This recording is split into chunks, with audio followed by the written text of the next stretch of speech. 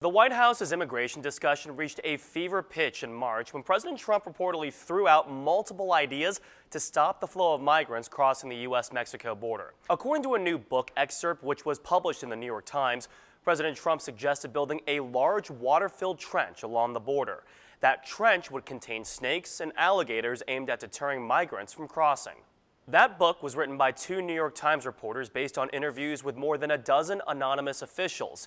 It goes on to say the president also requested an electric border wall with spikes on top that could pierce human flesh. On top of that, President Trump later proposed shooting migrants in the legs if they tried to cross. His aides, according to the Times, told him all those ideas were illegal. That led him to the idea of shutting down the border completely if Mexico did not help the U.S. reduce the flow of migrants. If they don't stop them, we're closing the border.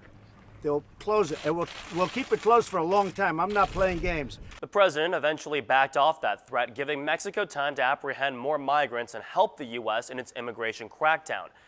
That didn't stop him, though, from throwing out more hardline ideas, including turning away all migrants.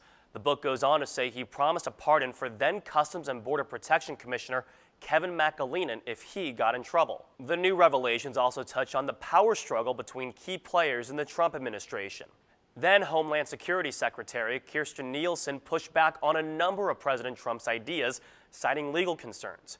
He eventually told Nielsen to leave her post after she said it was not possible to replace the steel barriers with a cement wall. The president replaced Nielsen with McAleenan, who, along with a new set of immigration officials, have embraced the president's new asylum restrictions.